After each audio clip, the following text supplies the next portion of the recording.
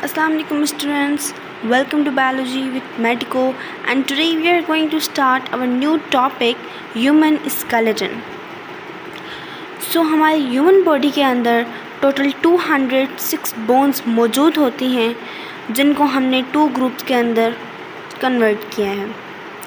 हम इसको कैटेगराइज करते हैं the axial skeleton and the appendicular skeleton. तो सबसे पहले हम एक्सल स्केलेटन के बारे में पढ़ते हैं कि जो एक्सल स्केलेटन होता है वो ह्यूमन बॉडी के एक्सिस में होता है। जो एक्स एक्सिस होता है उसमें होता है, जो हमारा ब्रेन होता है, ब्रेन से लेके आपके रिब्स केज हो गई, आपके स्टर्नम हो गई, ये टोटल आपका एक्सिस होता है जिसको हम एक्सल स्केलेटन कहते हैं। टोटल एक्सल स्केलेटन के अंदर 80 बोन्स मौजूद होती हैं। तो वह किस तरह से होता है? सबसे पहले हमारा जो हेड होता है उसके अंदर, मतलब जो स्कल होता है उसके अंदर 22 बोन्स होती हैं। अगर हम इसके अंदर वर्टिब्रल कॉलम ऐड करें तो 26 बोन्स होती हैं। वर्टिब्रल कॉलम के अंदर भी जो है वो वर्टिब्रीज डिवाइड की गई हैं। उन वर्टिब्रीज को अगर हम काउंट करते हैं तो 26 बोन्स बनती हैं। उसके बाद रिब केज होता है। रिब केज में रिब्स आती हैं जो कि 12 पेयर्स में होती हैं। अगर हम 12 पेयर्स में अगर कर रहे हैं तो टोटल बोन्स होंगी 24, ठीक है। उसके बाद एक और बोन होती है जिसको हम स्टर्नम कहते हैं। ये सेंटर में होती है, चेस्ट के सेंटर में, ठीक है। तो ये बोन्स होती हैं हमारे पास एक्सल स्केलेटन में। अगर इनको हम टोटल जो है वो ऐड करें तो ये 80 तो नहीं होती हैं, वो इसलिए क्योंकि इसके अंदर 7 बोन्स और ऐड होती हैं। लेकिन बुक में आपको मेंशन किया गया है कि स्कल की 22 बोन्स होती हैं, बट स्कल के अंदर 29 बोन्स होती हैं।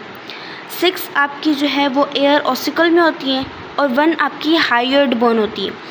जो हाइयर्ड बोन होती है वो आपकी जो टंग होती है उसके एंड पे मौजूद होती है, यू शेप्ड होती है। और जो 6 एयर ऑसिकल्स बोन्स होती हैं वो बोन्स होती हैं जो आपकी एयर के अंदर जो 3 स्मॉलेस्ट बोन हमने पढ़ी थी, मैलियस, इनकस एंड स्टेप्स। तो ये बोन्स जो होती हैं वो 3 पेयर्स में होती हैं। लेकिन अगर हम दोनों की बात करें तो 3 2 6 होता है, और तो उन 6 बोन्स को जब हम ऐड करेंगे तो ये 28 होती हैं, और 1 हाइयर्ड बोन तो फिर ये 29 होंगी। तो ये हमने कहा कि ये जो 6 बोन्स होती हैं ये एयर ऑसिकल की होती हैं, 1 जो है वो हाइयर्ड होती हैं। बाकी 14 जो बोन्स होती हैं वो फेशियल बोन्स होती हैं जो हमारे फेस के अंदर मौजूद होती हैं, और 8 क्रेनियम बोन्स होती हैं जो आपके हेड में मौजूद होती हैं। तो कुल मिला के 29 बोन्स होगी। ये है आपका एक्सल स्केलेटन। जब आप उसको टोटल काउंट करेंगे तो ये आपकी 80 बोन्स हो जाएंगी। उसके बाद है एपेंडिकुलर स्केलेटन। एपेंडिकुलर स्केलेटन जो है वो आपके लिम्स से मिलके बनता है। उनकी अटैचमेंट जो होती है वो एक्सल स्केलेटन के साथ एक ग्रिडल के ज़रिए से होती है। आपका जो एपेंडिकुलर स्केलेटन होता है इसके अंदर लिम्स आती हैं, upper limbs and lower limbs, four limbs और हाइंड लिम्स। तो ये लिम्स जो जब एक्सल स्केलेटन के साथ अटैच होती हैं तो वो 2 ग्रिडल के ज़रिए से अटैच होती हैं, ठीक है। 2 तरह के ग्रिडल होते हैं, एक पेक्टोरल ग्रिडल और एक पेल्विस ग्रिडल। तो जो पेक्टोरल ग्रिडल होता है वो आपकी शोल्डर में होता है, जो कि आपके 4 लिम्स को अटैच कर रहा होता है आपकी एक्सल स्केलेटन के साथ। और जो आपका पेल्विस ग्रिडल होता है जो आपके हिप पे मौजूद होता है वो आपको कनेक्ट कर रहा होता है जो लोअर लिम्स हैं उनके साथ।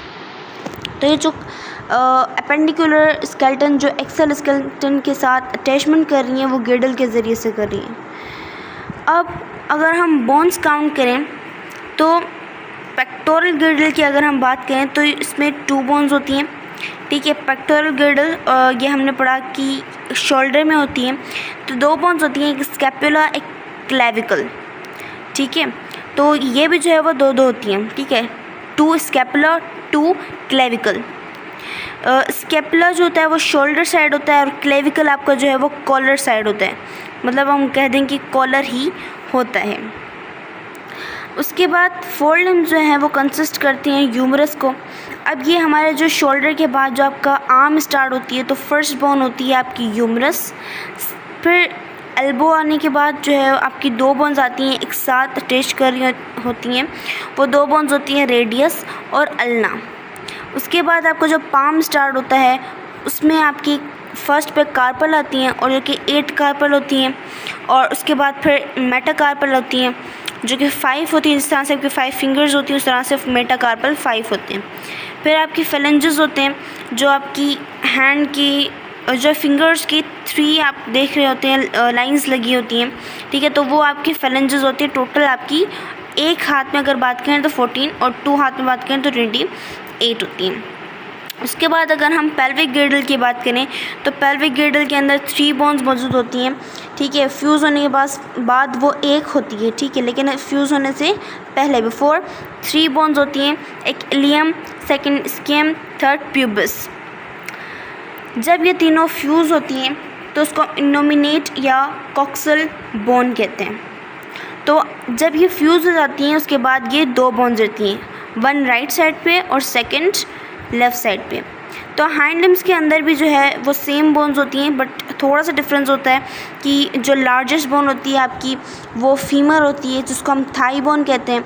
सेकंड पे पटेला होती है जो आपके सेंटर में नी के सेंटर में मौजूद होती है। फिर नीचे जिस तरह से हमने फोर लिम्ब में पढ़ा था कि रेडियस और अल्ना एक साथ होती है, तो उसी तरह से ही टिबिया और फिबुला भी साथ में होती हैं। एंड जिस तरह से कार्पल 8 थे उस तरह से टार्सल 7 है। अब टार्सल 7 क्यों है? क्योंकि आपकी जो लेग है, लिम्ब है, उसके अंदर 1 एक्स्ट्रा बोन आ जाती है, उसको हम पटेला कह रहे हैं। तो इसलिए टार्सल आपके यहाँ पे 7 होंगे। बाकी मेटाटार्सल आपके 5 हैं, फेलेंजेस 14 होंगे। फेलेंजेस सेम ही हैं और मेटाटार्सल भी सेम उसी पोजीशन पे होंगे। तो इन जब बोन्स को आप कंबाइनली ऐड करेंगे तो आपके 206 बोन्स कम्प्लीटली हो जाएंगे। तो ये है आपके हमारे पास जो है ह्यूमन स्केलेटन। अब आता है हमारे पास जॉइंट्स। जॉइंट जो होता है वो 2 बोन के दरमियान में जंक्शन कर रहा होता है, उसको हम जॉइंट कहते हैं। ये वो पॉइंट होता है जहाँ पे बोन जो है वो दूसरी बोन के साथ अटैच होती है, एक दूसरे के साथ कनेक्ट होती है, उसको हम जो है वो जॉइंट का नाम देते हैं। जॉइंट जो है वो 2 तरह के होते हैं, 2 टाइप्स के होते हैं। एक इमूवेबल और फिक्स्ड, जो कि मूव ना हो सकें, फिक्स्ड होते हैं। और दूसरे वो जॉइंट्स होते हैं जो कि फिक्स्ड होते हैं लेकिन लाइक अ पजल पीसेस होते हैं जो कि do not allow to move, वो मूव नहीं होते हैं, ठीक है। और लाइक 8 बोन्स ऑफ स्कल, जिस तरह से स्कल में बोन्स होती हैं, और 3 बोन्स आपके पेल्विस गिर्डल में होती हैं। पेल्विस गिर्डल में हमने अभी आपको पढ़ा कि हिप में जो होती हैं वो पेल्विस गिर्डल होती हैं, पेल्विक गिर्डल होती हैं, ठीक है। तो ये वो बोन्स होती हैं जो कि मूव नहीं होती। जिस तरह से अगर इस डायग्राम में देखें तो ब्रेन केस में अगर देखें तो ये इमूवेबल जॉइंट होता है स्कल के अंदर, जो कि अगर हम देखें इस तरह से जो लाइंस नज़र आ रही हैं वो स्ट्रक्चर होता है, ठीक है। तो ये जॉइंट होता है, जो स्ट्रक्चर है वो जॉइंट होता है। यहाँ पे ये बोन को जो है वो अलग अलग कर रहा होता है। जिस तरह से ये बोन अलग है उस तरह से ये बोन भी अलग है, ठीक है। तो ये ब्रेन केस में देखें तो ये इमूवेबल बोन्स है, ये मूव नहीं हो सकते, लेकिन यहाँ पे ये जॉइंट है, ठीक है। अब नीचे बात करते हैं कि मूवेबल बोन्स जॉइंट्स की। तो मूवेबल जॉइंट्स होते हैं जहाँ पे बोन्स जो है वो अलाउ करते हैं कि भाई मूव कर सकते हो फ्रीली, आप पार्शली या फ्रीली मूव कर सकते हो। तो मूवेबल की बेसिस पे भी जॉइंट की 2 टाइप्स होती है, एक फ्रीली मूवेबल और दूसरी पार्शली मूवेबल, ठीक है। तो अब है कि मूवेबल जॉइंट्स 2 तरह की होती हैं, ठीक है। एक फ्रीली मूवेबल जॉइंट्स होती हैं और दूसरा पार्शली मूवेबल जॉइंट्स होती हैं। तो अब सबसे पहले पार्शली की अगर बात करें तो पार्शली मूवेबल जॉइंट्स जो हैं वो एक ही होते हैं जहाँ पे रिब्स और स्टर्नम में मौजूद होते हैं। रिब्स की अगर हम बात करें, जब हम ब्रीथिंग का प्रोसेस कर रहे होते हैं उसमें आपकी जो है वो अपवर्ड जा रहे होते हैं एंड देन डाउनवर्ड आ रहे होते हैं रिब्स, ठीक है। तो उसमें हल्की जो मूवमेंट होती है ना, हल्की हल्की इस तरह से अगर देखिए यहाँ पे इस डायग्राम के अंदर, तो जब ब्रीथिंग का प्रोसेस कर रहे होते हैं तो इसमें थोड़ी सी मूवमेंट आती है क्योंकि अटैच हो रहे हैं स्टर्नम के साथ और वर्टिब्रल कॉलम के साथ पीछे।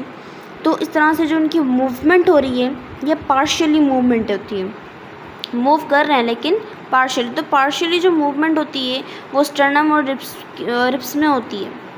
अगर हम फ्रीली मूवेबल जॉइंट की बात करें तो वो 4 टाइप्स के होते हैं जो फ्रीली मूव कर सकते हैं। फर्स्ट है हिंज जॉइंट, ठीक है। तो हिंज जॉइंट होता है जो कि एल्बो, नी और फेलेंजेस के अंदर होता है।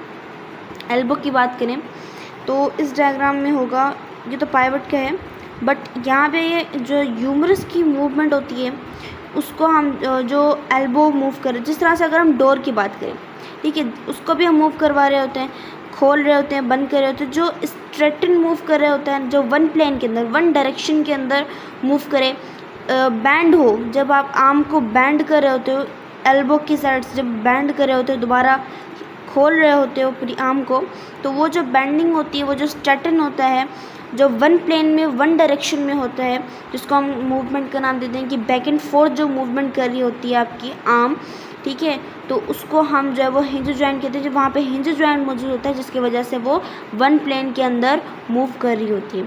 तो नी में भी इस तरह से होता है और फेलेंजेस में भी इसी तरह से होता है। सेकंड में बॉल एंड सॉकेट जॉइंट होता है। बॉल एंड सॉकेट जॉइंट जो है वो हिप जॉइंट और शोल्डर में मौजूद होता है। ये जो है वो यहाँ पे होगा, इस डायग्राम में अगर देखें तो ये आपके पास है बॉल एंड सॉकेट जॉइंट, ठीक है। तो ये आपका पेल्विस गिर्डल है और इसी तरह से ही आपके जो पेक्टोरल गिर्डल होता है उसमें भी इस तरह से जब आप पूरी आर्म को 360 एंगल में मूव करवा रहे होते हो, पूरा सर्कल में मूव करवा रहे होते हो, तो उसको जो है वो हम कहते हैं कि वो इसीलिए मूव होती है क्योंकि वहाँ पे बॉल एंड सॉकेट जॉइंट होता है। बॉल है यहाँ पे और सॉकेट जो जगह है उसके अंदर ये मौजूद है और जिस तरह से ये मूव कर रहा है, वो मूव इस तरह इसीलिए कर रहा होता है क्योंकि यहाँ पे बॉल एंड सॉकेट जॉइंट मौजूद होता है, ठीक है। थर्ड है पाइवट जॉइंट। पाइवट जॉइंट आपके एल्बो जॉइंट में होता है। अब आप सोच रहे होंगे इसमें भी एल्बो है, इसमें भी एल्बो। हिंज जॉइंट जो है वो हिंज जॉइंट और पाइवट जॉइंट दोनों ही एल्बो में होती हैं, पर जो हिंज जॉइंट होती है वो ह्यूमरस और अल्ना के दरमियान में होती है और हिंज जॉइंट आपको बैंड और स्ट्रेटन करवा रही होती है एल्बो को। लेकिन पाइवट जॉइंट जो है वो आपकी एल्बो में मौजूद होती है, लेकिन वो अल्ना प्लस रेडियस के दरमियान में मौजूद होती है और ट्विस्ट और रोटेट करने का काम कर रही होती है पाइवट जॉइंट। तो पाइवट जॉइंट एल्बो के अंदर ये वर्क कर रहा होता है कि वो रोटेट कर रहा होता है और रेडियस और अल्ना के दरमियान में ये जॉइंट मौजूद होता है। थर्ड है हमारे पास ग्लाइडिंग जॉइंट। ग्लाइडिंग जॉइंट हम कह सकते हैं थोड़ा सा स्लाइड में कर रहा होता है मूवमेंट। अगर वर्टिब्री की बात करें तो जो आपके वर्टिब्रल कॉलम होते हैं, ठीक है, उसके दरमियान में कुछ वर्टिब्रीज होती हैं, ठीक है। तो उन वर्टिब्रीज, ये हमारे पास जिस तरह से वर्टिब्री है और सेकंड में ये हमारे पास वर्टिब्री, ये थर्ड में जब आप नीचे की तरफ मूव हो रहे होते हो, जब आप पूरा अपने आप को बैंड कर रहे होते हो ना, तो वहाँ पे थोड़ी सी मूवमेंट होती है, तो ये इनके दरमियान में थोड़े स्पेस आते हैं, देन फिर दोबारा ही अपनी पोजीशन में आ जाते हैं। तो ये जो हल्की सी मूवमेंट है इसको हम ग्लाइडिंग मूवमेंट कहते हैं। ग्लाइडिंग जॉइंट की वजह से ये हल्के से मूव कर रहे होते हैं और ये वर्टिब्री के अंदर ही हो रहे होते हैं, जिसको हम ग्लाइडिंग जॉइंट कहते हैं। ग्लाइडिंग जॉइंट की वजह से ही ये मूवमेंट होती है जब आप बैंड कर रहे होते हो पूरी बॉडी को। फोर्थ है, ये फोर्थ था। अब फिफ्थ है स्लाइडिंग जॉइंट। तो जो स्लाइडिंग जॉइंट होता है ये आपके रिस्ट में मौजूद होता है। आपकी जो रिस्ट होती है, कलाई, आप उसको मूव करवा रहे होते हो, तो ये जो रिस्ट जॉइंट होता है ये भी आपका 360 में ही होता है। 360 डिग्री में ही जो आपका रिस्ट है वो मूव कर रही होती है, ठीक है। तो स्लाइडिंग जॉइंट मीन्स कि पूरा वो स्लाइड कर रहा होता है और ये स्लाइडिंग जॉइंट तभी होती है क्योंकि यहाँ पे जो है वो आपके कार्पल्स मौजूद होते हैं और उन कार्पल्स, 8 कार्पल्स की वजह से ही जो है वो ये मूव कर रही होती है, ठीक है। तो ये वो जॉइंट्स थे जो कि मूवेबल हैं। जिस तरह से हमने यहाँ पे hinge joint, ball and socket joint, ये पाइवट जॉइंट यहाँ पे दिखाया गया है एल्बो में किस तरह से ये अल्ना और रेडियस के दरमियान में जॉइंट मौजूद होता है और जो कि मूव कर रहा होता है। ये रिस्ट में ये कार्पल है यहाँ पे, ठीक है। तो कार्पल की वजह से ये रिस्ट मूव कर रही होती है, तो उसको हम स्लाइडिंग जॉइंट कहते हैं। ये वर्टिब्रल कॉलम, देखिए ये वर्टिब्रल कॉलम है ना, तो जब बैंड कर रहे होते हैं तो इनके दरमियान में स्पेस आता है, तो ये बैंड होती है। तो जो बैंड होती है वो ग्लाइडिंग जॉइंट की वजह से होती है। यहाँ पे वर्टिब्रल डिस्क होती है, as a gliding joint work कर रही होती है। ये एक वर्टिब्री, ये दूसरी वर्टिब्री, इनके दरमियान में ये जो जॉइंट है ये आपका ग्लाइडिंग जॉइंट है। स्टर्नम और रिब्स के में बात करें तो ये पार्शियली मूवेबल जॉइंट्स होते हैं। यहाँ पे मैंने अभी आपको बताया किस तरह से स्टर्नम और रिब्स के दरमियान में। हिंज जॉइंट आपका नी जॉइंट होता है, नी जॉइंट में मौजूद होता है। ये अलाउ करता है कि वन प्लेन में मूव करे, कि मैंने अभी आपको बताया ये वन प्लेन में ही मूव करता है। जब हम बॉल एंड सॉकेट की बात करें तो ये शोल्डर जॉइंट में होता है। ये डिफरेंट प्लेन्स के अंदर मूव करता है, फॉरवर्ड बैकवर्ड किसी भी साइड में जो है वो मूव कर सकता है। दोनों अगर हिंज जॉइंट की और बॉल सॉकेट जॉइंट की बात करें तो ये सेम बेसिक स्ट्रक्चर्स होते हैं। नेक्स्ट टॉपिक है हमारे पास लिगामेंट एंड टेंडन। इनका रोल क्या है मूवमेंट के अंदर? तो जो बैंड होता है फाइब्रस, ये बैंड होता है फाइब्रस कनेक्टिव टिश्यू में by which bones are joint one another joint. Ligament वो होता है जो आपके एक बोन को दूसरी बोन के साथ अटैचमेंट करवाया, इनके दरमियान में जो टिश्यू मौजूद होता है, कनेक्टिव टिश्यू जो मौजूद होता है, फाइब्रस होता है, वो लिगामेंट होते हैं। ये बोन है और दूसरी बोन के दरमियान में जो टिश्यू मौजूद होता है वो आपका लिगामेंट वर्क कर रहा होता है, लिगामेंट मौजूद होता है, जिसकी वजह से आपका कनेक्शन हो रही होती है। ये जो है वो फर्मली वर्क करता है, अटैच होता है, जिस तरह से रॉप्स होती हैं उस तरह से अटैच होता है। ये स्टेबलाइज करता है जॉइंट को, एक एंड पे दो बोन से उनकी एंड को एक दूसरे के साथ जॉइंट करता है। ये बोन है इसकी एंड और ये बोन इसकी एंड पे बीच में लिगामेंट है जो उसको जॉइंट कर रहा है। तो ये स्ट्रॉन्ग कनेक्टिव टिश्यू होता है, ठीक है। लिगामेंट जो है वो पूरे स्ट्रक्चर को जो है वो प्रोटेक्ट कर रहा होता है और ये बचा रहा होता है ताकि ना कोई बेंडिंग हो, ट्विस्टिंग और टेयरिंग कुछ भी ना हो सके, इसलिए जो है वो लिगामेंट मौजूद होता है एक बोन और दूसरी बोन के दरमियान में। इस तरह से ये नी जॉइंट है तो नी के अंदर भी ये जो है वो लिगामेंट मौजूद होता है। लिगामेंट एक फाइब्रस कनेक्टिव टिश्यू होता है। अब स्केलेटल मसल जो है वो जब बोन के साथ अटैच होता है दूसरी साइड पे जॉइंट के साथ तो वो टफ़ बैंड बनाता है, टफ़ होता है और फाइब्रस कनेक्टिव टिश्यू होता है ये, तो इनको हम टेंडन कहते हैं, ठीक है। ये टेंडन जो होता है टी से टफ़ होते हैं। अब ये हम कैसे कह सकते हैं कि टेंडन है, क्योंकि ये जो है वो मसल को बोन के साथ, स्केलेटल मसल ये मसल होता है जो बोन के साथ अटैच होता है, उनके दरमियान में जो उनको अटैचमेंट करवा रहा होता है वो टेंडन होता है।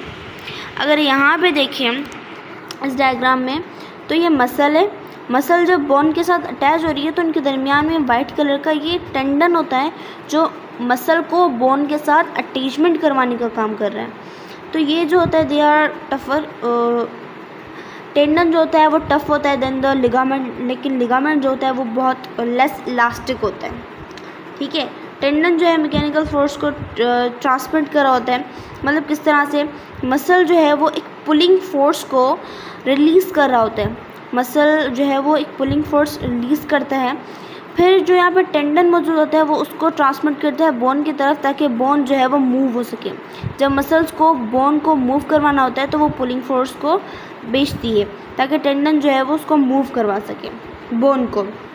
मसल्स की वजह से बोन की जो है वो कॉन्ट्रैक्शंस होती हैं due to the mechanical force. तो ये बहुत स्ट्रांगली कनेक्टेड होते हैं muscle fibre at the end, ठीक है। एक कंपोनेंट होते हैं of the bone at its other side, ठीक है। अदर एंड पे जो है वो जॉइंट कर रहे होते हैं, उसको कनेक्ट कर रहे होते हैं।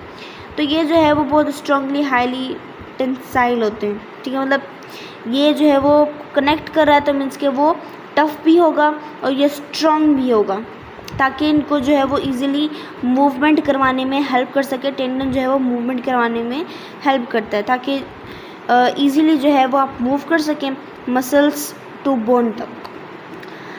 लोकेशन अगर बात करें हिंज जॉइंट की, मूवमेंट ऑफ हिंज जॉइंट जो होता है उसकी लोकेशन की बात करें तो ये बैक एंड फोर्थ होता है। हिंज जिस तरह से डोर होता है उसी तरह से ही ये मूव कर रहा होता है वन प्लेन के अंदर। नी और एल्बो जो है वो उनके अंदर हिंज जॉइंट मौजूद होता है। अगर लोकेशन बात करें बॉल एंड सॉकेट की तो इसके joint allows movement in all directions. The ball of ball of humerus and femur fit into the socket of pectoral and pelvic girdle। तो जो आपके पास pelvic girdle और pectoral girdle होते हैं इनमें भी जो है वो सॉकेट और बॉल एंड सॉकेट जॉइंट मौजूद होता है। जिस तरह से अगर हम इस डायग्राम में देखें तो ये आपका हेड है, ठीक है, हेड ऑफ फीमर। ये बॉल है और ये सॉकेट है, मीन्स के सी शेप्ड होता है, ठीक है, सी शेप्ड होता है, जहाँ पे ये बॉल सॉकेट के अंदर फिक्स होता है, जिसकी वजह से मूव कर रहा होता है। तो ये है आपके पास हिप के अंदर, ठीक है, हिप के अंदर है, और ये आपका शोल्डर के अंदर है। सॉकेट वो जहाँ पे फिक्स हो रहा हो, ठीक है, और बॉल वो जहाँ जिस जगह पे वो फिक्स हो रहा है और जिसकी वजह से वो मूवमेंट कर रहा हूँ। तो ये हिप और जॉइंट के अंदर इस तरह से अटैच होते हैं, जिसकी वजह से मूवमेंट होती है। तो ये आपके पास बॉल एंड सॉकेट ये इनमें मौजूद होता है, हिप में और शोल्डर में, जिसकी वजह से आप 360 एंगल पे आप मूव कर रहे होते हो। अब अगर मसल्स की बात करें तो मसल्स जो होते हैं वो आपकी मूवमेंट ऑफ आर्म्स और लेग्स, इनको हम मसल्स कहते हैं। मीन्स के जो आपकी आर्म और लेग्स के अंदर जो कॉन्ट्रैक्शंस और लेग सेक्शन आती है वो आपकी मसल्स की वजह से आती है। क्यों? क्योंकि मसल्स जो हैं वो आपके बोन्स के साथ अटैच होते हैं। मसल्स जो होते हैं वो कनेक्टिव टिश्यू होते हैं, उसके साथ ये जो है वो फाइब्रस सेल्स मौजूद होते हैं, तभी आपका मसल बनता है। तो ये जो टिश्यू होते हैं वो टेंडेंसी दिखाते हैं ताकि वो कॉन्ट्रैक्ट हो सकें, टेंडेंस होते हैं ताकि वो कॉन्ट्रैक्ट और रिलैक्स हो सकें। तो इसीलिए मसल्स की जो है वो 3 टाइप्स होती हैं, क्योंकि वर्टिब्रेट में मौजूद होता है, वर्टिब्रेट उनको पजेस करते हैं, तो इसलिए मसल्स की जो है वो 3 टाइप्स होती हैं। एक skeletal muscle, cardiac, smooth muscle. Cardiac एक सिंपल मसल होता है जो कि हार्ट में सिर्फ मौजूद होता है, लेकिन स्केलेटल और स्मूथ जो है वो ब्रॉड टर्म्स है। सबसे पहले स्केलेटल मसल की बात करें तो स्केलेटल मसल्स वो मसल्स होते हैं जो कि आपकी स्केलेटन को बोन मतलब जो मसल्स वो मसल्स होते हैं जो स्केलेटन के साथ अटैच होते हैं, जो बोन्स के साथ अटैच होते हैं, उनको हम स्केलेटल मसल्स कहते हैं, ठीक है। तो जब मूवमेंट होती है बोन्स की तो वो एसोसिएट करता है कि वो स्केलेटल मसल्स होते हैं। स्केलेटल मसल्स जो हैं वो वॉलंटरी होते हैं, क्यों? क्योंकि वो बोन्स की मूवमेंट होती है, वहाँ पे मसल्स करवा रहे होते हैं बोन्स की मूवमेंट, तो इसलिए हम कह सकते हैं कि स्केलेटल मसल जो है वो वॉलंटरी होती हैं, हम उनको कंट्रोल कर सकते हैं। स्ट्रिप्ड होते हैं, स्ट्राइड होते हैं मसल्स होते हैं, क्यों? क्योंकि वो जो है वो थिक और थिन, मतलब कि उनके अंदर बैंड आ सकते हैं, वो बैंड स्ट्रेट भी हो सकता है, ठीक है। तो इसलिए हम कहते हैं कि वो थिक और थिन होते हैं, मीन्स के उसके अंदर डार्क और लाइट जो है वो बैंड आते रहते हैं। ये सिर्फ जो है वो आपके वर्टिब्रेट्स के अंदर होता है, और जो विदाउट मसल जो है वो आपकी मूवमेंट नहीं हो सकती है। और स्केलेटल मसल जो होता है वो मल्टी न्यूक्लिएटेड होता है। इसका मतलब ये है कि ये सिलेंड्रिकल शेप होता है, स्ट्रिप्ड और स्ट्राइड है, तो ये सिलेंड्रिकल शेप होता है जिसके अंदर जो है वो बहुत सारे न्यूक्लियस मौजूद होते हैं, इसलिए हम कहते हैं कि मल्टी न्यूक्लिएटेड होता है। नेक्स्ट है हमारे पास कार्डियक मसल। कार्डियक मसल जो होता है वो यूनिक टाइप ऑफ मसल होता है, क्यों? क्योंकि ये हार्ट के अंदर मौजूद होता है।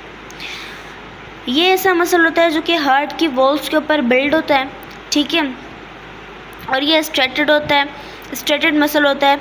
अनलाइक द स्केलेटल मसल की बात करें, मीन्स कि स्केलेटल मसल जो होता है वो अनब्रांच्ड होता है, लेकिन जो कार्डियक मसल होता है वो ब्रांच्ड होता है इन नेचर में, और ये मेश वर्क जिस तरह से नेट होती है उस तरह से ये वर्क करता है। अनब्रांच का मतलब ये होता है कि इनकी जो है वो ब्रांच नहीं निकली हुई होती, लेकिन कार्डियक मसल वो मसल होता है जिसकी ब्रांच निकली हुई होती है, वो बिल्कुल स्ट्रेट होता है, तो इसलिए इनकी जो है वो ब्रांचेस एक में से दूसरी में निकल रही होती हैं। और ये जो होता है वो कार्डियक मसल मल्टी न्यूक्लिएटेड भी होता है, यूनी न्यूक्लिएटेड भी होता है और बाई न्यूक्लिएटेड भी होता है, लेकिन मोस्टली जो है वो आपका यूनी न्यूक्लिएटेड होता है, मीन्स कि एक न्यूक्लियस मौजूद होता है। अब ये जो है इन्वॉल्व रहता है क्योंकि हार्ट के फंक्शंस हम नहीं परफॉर्म कर रहे होते हैं, वो हमारे कंट्रोल में नहीं होता, ये जो है वो आपके इनवॉलंटरी होता है नेचर में। अब इसका एक वर्क है कि ये SAN कंट्रोल करते हैं, ठीक है, इसका जो काम है वो SAN कंट्रोल करता है, साइनो ऑर्टिकुलर नोड। ये वो नोड होता है जो पेस मेकर कर रहा होता है रिदमिक, जो इसकी मतलब कि जो रिलैक्स सेक्शन है, जो कॉन्ट्रैक्शन है इसकी, तो वो साइनो ऑर्टिकुलर नोड कर रहा होता है। मीन्स कि हम इस तरह से कह सकते हैं जो साइनो ऑर्टिकुलर नोड है वो आपकी हार्ट बीट जिस तरह से हार्ट बीट कर रही होती है, जिस तरह से हार्ट आपकी रिलैक्स हो रही है, आपकी कॉन्ट्रैक्ट हो रही है, तो वो साइनो आर्टिकुलर नोट की वजह से हो रही है। ये जो SAN सिस्टम है ये आपका नेचुरली होता है, लेकिन जो पेसमेकर होता है वो आपका आर्टिफिशियली होता है। अब है हमारे पास स्मूथ मसल। स्मूथ मसल्स होते हैं वो आपके वो मसल्स होते हैं जो कि आपकी जो सॉफ्ट ऑर्गन्स होते हैं उनमें मौजूद होते हैं। जो सॉफ्ट ऑर्गन जिस तरह से अगर बात करें, स्टमक हो गया, स्मॉल इंटेस्टाइन हो गया, लार्ज इंटेस्टाइन हो गया, ये यहाँ पे मौजूद होते हैं। ये जो है वो आपके इनवॉलेंट्री होते हैं, आप इनको कंट्रोल नहीं कर सकते हैं।